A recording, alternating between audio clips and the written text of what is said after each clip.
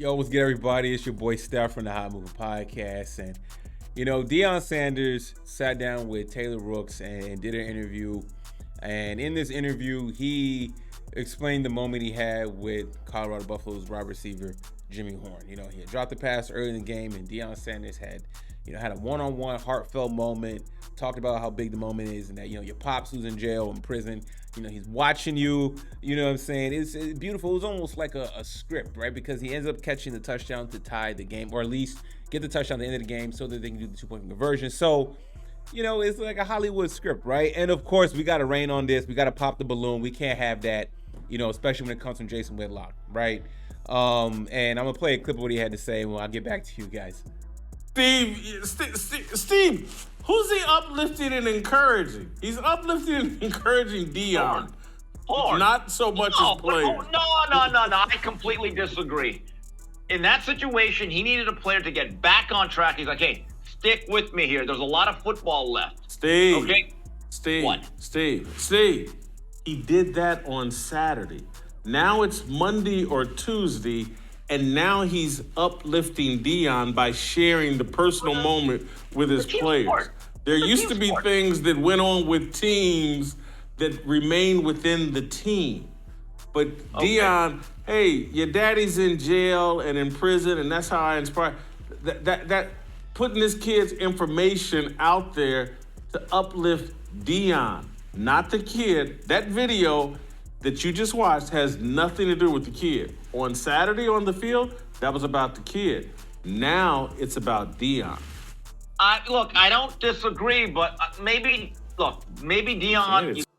So now in interviews, when Deion Sanders is asked to explain, a situation or a special moment in that Colorado State game, with his player and Jimmy Horn, instead of a feel-good moment, an inspirational moment, it's now self-serving for Deion. You know what? I'm going to say this. I don't even care if it is self-serving for Deion. Matter of fact, I hope it is self-serving for Deion Sanders because he's earned it, okay?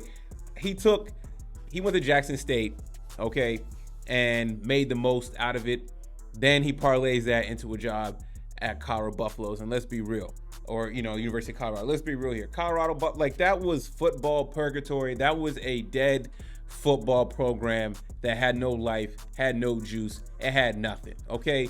Colorado University is very grateful and thankful for Deion Sanders to accept the job, and the fact that they didn't even have the money at the time. They found the money because they were absolutely desperate, okay? So, of course, the magnitude, the energy that Deion Sanders is going to bring. That's going to, they knew it was going to generate revenue. They knew it. They know. You got a Hall of Fame cornerback who was a coach at Jackson State, did well, and now he's going to come out to Boulder, Colorado, and then bring players in and use that transfer portal and everything like that, and get your school back on the map, get your school back in the national spotlight. You're damn right Deion Sanders is going to be self-serving to some degree. And being self-serving at times is not a negative thing, man, okay?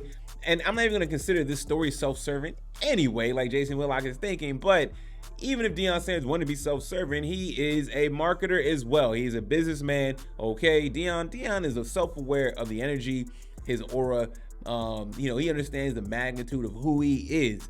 Okay, so yes, he's going to capitalize on the attention because more attention brings more eyes to the program, brings more eyes, or it brings more attention to potential players on other colleges and recruits that want to come and play at Colorado under Deion Sanders. But again, this has to be a negative, right? Everything has to be, we got to parse everything now about Deion Sanders going forward. And I know the world is waiting for Deion Sanders and Colorado to lose to Oregon. And honestly, I don't even care if Colorado loses to Oregon. Okay, so what? Colorado's still going to get attention. They're still going to be put on the map. They've been put on the map. So if they lose to Oregon, okay, so all that fizz goes away. No. You know what I'm saying? But I'm not surprised from Jason Whitlock. He's been consistent, I'll say that.